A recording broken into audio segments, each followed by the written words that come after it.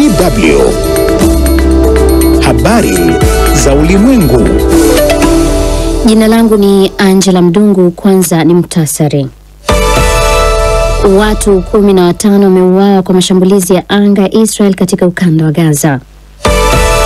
Mazungumzo kati ya Urusi na Marekani huenda yakafanyika wiki ijayo. Na Uingereza yalaani hatua ya Israel kuwashikilia wabunge wake wawili. Habari kamili. Ukanda wa Gaza. Watu wasiopungua 15 wameuawa baada ya Israel kufanya mashambulizi kwenye ukanda wa Gaza. Maafisa wa afya katika hospitali ya Nasser ilikopelekwa miili ya waliouawa wamearifu kuwa miongoni mwa waliouliwa ni wanawake 5 na watoto 5. Mashambulizi haya ya usiku kuamkia leo Jumapili yalilenga hema na nyumba moja katika mji wa Khan Yunis. Israel imeendeleza mashambulizi katika ukanda wa Gaza tangu kumalizika muda wa makubaliano ya kusitisha vita kati yake na kundi la Hamas mwezi uliopita. Haya yanajiri wakati waziri mkuu wa Israel Benjamin Netanyahu akitarajiwa kusafiri kuelekea mjini Washington kukutana na Rais Donald Trump Jumatatu. Mkutano wa viongozi hao unaotarajiwa kufanyika Jumatatu unatazamiwa kuyajadili masuala kadhaa likiwemo la uamuzi wa Trump wa kuiwekea Israel ushuru wa 17% kwa bidhaa zake zitakazoingia Marekani. Moscow. Mjumbe wa uchumi wa kimataifa wa Urusi anayehusika na mazungumzo kati ya nchi hiyo na Marekani, Kirill Dmitriev, amesema mataifa hayo mawili huenda yakafanya mawasiliano mapema wiki ijayo. Kulingana na shirika la habari la TASS la Urusi, Dmitriev amebainisha kuwa licha ya matumaini ya kufufuka kwa mazungumzo kati ya mataifa hayo, hapana shaka kuwa bado kuna maadui wengi wa Urusi ndani ya serikali ya Marekani. Amesema hayo siku kadhaa baada ya kufanya ziara mjini Washington wiki iliyopita. Ziara hiyo ni ya kwanza kwa afisa wa ngazi ya juu wa Urusi nchini Marekani tangu Moscow ilipoivamia Ukraine mwezi Februari mwaka uliopita. Mwaka 2022. Wakati huo rais wa Ukraine Volodymyr Zelensky ameonya kuwa Urusi imeongeza mashambulizi ya anga. Zelensky ameyasema hayo baada ya Urusi kufanya mashambulizi makubwa dhidi ya Ukraine kwa kutumia makombora na droni usiku wa kuamkia leo. Haya yanajiri wakati Urusi ikisema imekiteka kijiji kimoja katika mkoa wa Sami wa Ukraine. London. Waziri wa mambo ya kigeni wa Uingereza David Lammy amesema kitendo cha Israel cha kuwashikilia wabunge wake wawili na kuwakatalia kuingia nchini humo hakikubaliki na hakina tija. Waziri huyo wa mambo ya nje wa Uingereza ameitoa kauli hiyo mara baada ya Israel kuwazuia kuingia nchini humo wabunge wawili wa chama kinachoiongoza serikali ya Uingereza cha Labour, Yoan Young na Abdissam Mohamed. Kulingana na shirika la habari la Sky News, wawili hao walikwenda Israel kama sehemu ya ujumbe wa bunge la Uingereza, walizuiwa na kuamriwa kurejea nyumbani baada ya wizara ya uhamiaji kuwashuku kuwa wanapanga kuweka kumbukumbu kuhusu shughuli za vikosi vya usalama vya Israel na kusambaza chuki dhidi ya taifa hilo.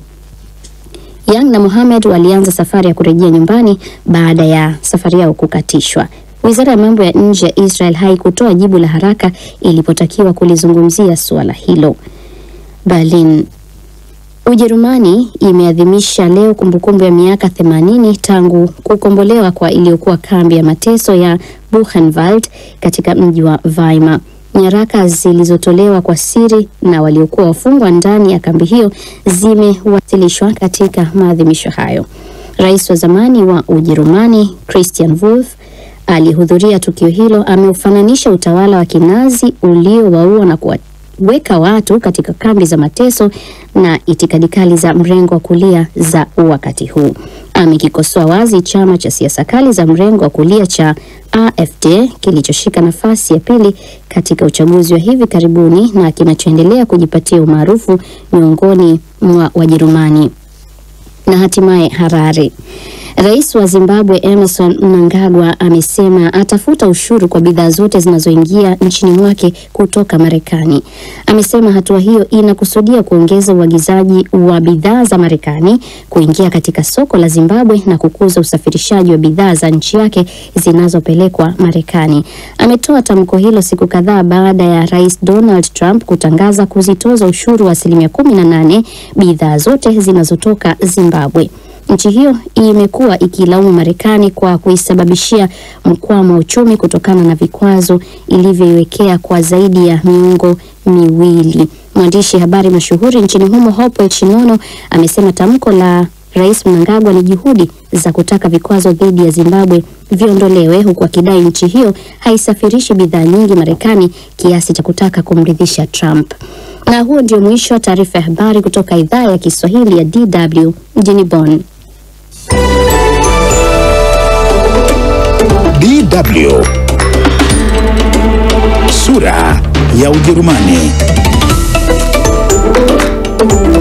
Mazungumzo ya kuunda serikali ya mseto nchini Ujerumani yanaendelea kati ya kambi ya kihafidhina ya CDU-CSU pamoja na chama cha SPD takriban wiki 6 tangu kufanyike uchaguzi. Hata hivyo, bado kuna mambo mengi ambayo hadi sasa wameshindwa kuwafikiana. Wachambuzi wanasema kitendo cha kansela ajaye Friedrich Merz kufikia sehemu ya makubaliano ya kihistoria na SPD kuhusu swala muhimu la kuondoa ukomo wa serikali kukopa mabilioni ya euro kwa ajili ya miundombinu na matumizi ya kijeshi kabla ya kudai yale ambayo kambi yake ya kihafidhina inayataka, ikiwa ni pamoja na kukabiliana na uhamiaji, kuongeza ushuru na kupunguza matumizi ya kijamii, ni kama amejitia kitanzi na itakuwa vigumu kufikia makubaliano. Hata hivyo, baadhi wanapinga mtazamo huo. Kwa Merz hakuwa na njia nyingine yoyote, ilibidi akubaliane na chama cha SPD kuhusu kupitisha huo mfuko mkubwa kwa ajili ya uwekezaji katika miundombinu na kwa ajili ya ulinzi. Hayo ndio tutakayojadili leo katika kipindi hiki cha Sura ya Ujerumani kutoka DW Bonn. Mimi ni Bakari Ubena, karibu. Anayetarajiwa kuwa kansela ajaye wa Ujerumani Friedrich Merz amesema mazungumzo ya kuunda serikali yanayoendelea kati ya kambi yake ya kihafidhina ya CDU na CSU pamoja na chama cha SPD yanajikita katika kutatua mambo makuu muhimu ambayo ndiyo chanzo cha mabishano, lakini akasisitiza kwamba wanapiga hatua na maendeleo yanaanza kushuhudiwa. Sasa tunafanya mazungumzo ya kina kuhusu makubaliano ya baadaye ya serikali ya muungano. Kwa maoni yangu, ni lazima kuwepo mabadiliko makubwa. Tunahitaji kuona mwanzo mpya kwenye masuala muhimu ya siasa za Ujerumani. Tayari tumefanikiwa kukubaliana kuhusu baadhi ya masuala ambayo sasa yapo katika mwelekeo mzuri.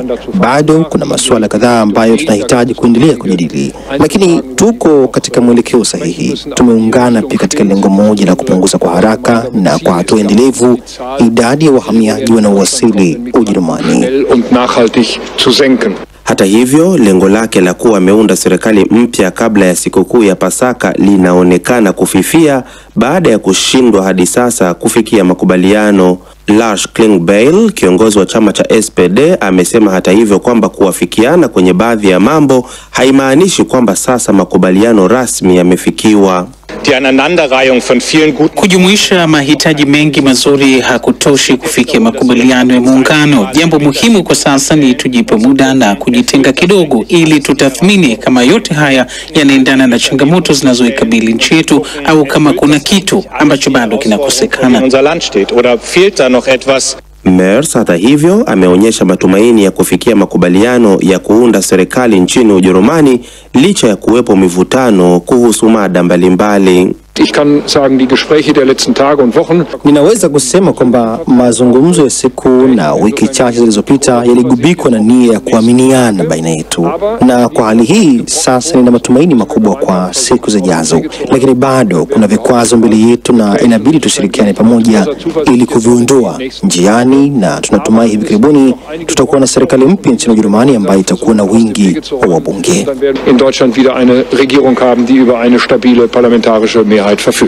Chama cha Kijani kwa upande wake kimelalamikia kuhusu kupuuzwa kwa masuala ya mabadiliko ya hali ya hewa na ulinzi wa mazingira katika mazungumzo yanayoendelea juu ya uundwaji wa serikali ya mseto nchini Ujerumani. Kiongozi mwenza wa chama hicho Felix Banatzak ameelezea wasiwasi wake kwamba inaonekana kuwa serikali ijayo inayotarajiwa kuongozwa na Merz kama kansela haitoi kipaumbele kwa sera ya mazingira kutokana kwamba mazungumzo ya sasa yamejikita zaidi katika masuala kama uhamiaji, kupunguzwa kwa gharama katika mfuko wa ustawi wa jamii pamoja na sera ya ushuru. Mkuu wa chama cha SPD Klingbeil amesema Ujerumani inatakiwa kutilia maanani mambo yaliyo muhimu zaidi. Na tunaposhuhudia yanayoendelea barani Ulaya, hasa vita vya Ukraine ambavyo vinakiuka sheria ya kimataifa na vinaendelea bila kusitishwa, na tunapoona kwamba Urusi inakataa kushiriki katika mazungumzo muhimu ya amani endelevu, tunapoona kinachoendelea Marekani na hatua za ushuru katika sekta ya utengenezaji magari, tunapoona kinachoendelea Uturuki, basi jambo moja la msingi ni kuwa na Ujerumani yenye nguvu na inayoweza kuwa na maamuzi katika Ulaya yenye nguvu, na hilo ndilo jukumu linalotukabili sasa kwenye mazungumzo ya kuunda serikali. Masuala makubwa yanayosababisha mkwamo katika mazungumzo hayo, mbali na swala la uhamiaji, ni masuala ya fedha, ikiwa ni pamoja na kutafakari ikiwa kama matajiri wanapaswa kutozwa kodi ya juu, kuhusu kodi za mirathi na mageuzi mengine ya kodi yanayotarajiwa kufanyika. Rais wa Ujerumani Frank-Walter Steinmeier alipokuwa akikabidhi vyeti vinavyoashiria mwisho wa uongozi wa kansela wa sasa Olaf Scholz mnamo Machi 25, alionyesha umuhimu wa kufikia makubaliano. Hakika nia ya maelewano ni jambo la msingi. Demokrasia hustawi kwa uwiano wa maslahi. Muungano ujao unatakiwa kuunganisha mitazamo ya kijamii, kimazingira na kiliberali, na hilo linastahili juhudi kubwa. Baadhi ya wachambuzi hata hivyo wanasema kitendo cha Merz kuafiki matakwa ya SPD kuhusu kuondoa ukomo wa serikali kukopa mabilioni ya euro kwa ajili ya miundombinu na matumizi ya kijeshi kabla ya kutia mezani matakwa ya kambi yake ya kihafidhina ya CDU-CSU kunamfanya kutokuwa na kitu cha kuweza kuishinikiza SPD. Lakini Abdu Mtulia ambaye ni mwandishi wa zamani wa DW anapinga mtazamo huo, na hapa anaelezea kuhusu mazungumzo hayo ya kuunda serikali pamoja na uamuzi wa Merz kwa SPD. Hatua muhimu zimeshapigwa kwenye mazungumzo hayo, na sasa mambo ambayo bado hayajapatiwa ufumbuzi ni machache. Tuchukue mfano wa utaratibu wa kodi. Hapo kidogo bado washinde wa uchaguzi, yaani kambi ya wahafidhina inayoongozwa na chama cha Christian Democratic Union CDU, kuhusu kodi, wao wanataka wenye vipato vikubwa, yaani tabaka la kati, wapunguziwe kodi, kitu ambacho chama cha SPD ambacho pia kinashiriki kwenye mazungumzo ya kuunda serikali kinasema hakikubaliani na jambo hilo. Lakini mimi nafikiri hilo si tatizo kubwa sana, pana uwezekano wa kupatikana mwafaka. Lakini ukweli ni kwamba hapakuwapo na njia nyingine yoyote kwa Merz. Hakuwa na njia nyingine yoyote, ilibidi akubaliane na chama cha SPD kuhusu kupitisha huo mfuko mkubwa kwa ajili ya uwekezaji katika miundombinu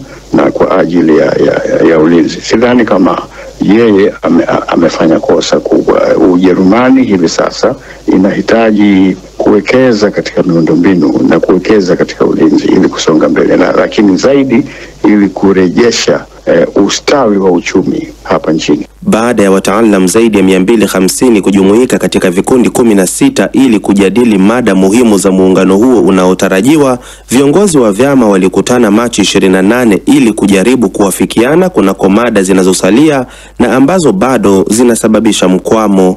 Baada ya mashauriano ya maandalizi katika ngazi ya kiufundi, kundi la wapatanishi 19 wakiongozwa na viongozi 4 wa vyama ambaye ni Friedrich Merz wa CDU, Markus Söder wa CSU, Lars Klingbeil na Saskia Esken wa SPD wanaendelea kujadiliana kuhusu masuala magumu, wakiwa na lengo la kufikia makubaliano na hatimaye kuunda serikali ya mseto. Hadi hapa kipindi cha Sura ya Ujerumani hakina la ziada, na leo tumekuwa tukiangazia mazungumzo haya yanayoendelea kuhusu kuunda serikali ya mseto nchini Ujerumani. Asante kwa kututegea sikio hadi wakati na mara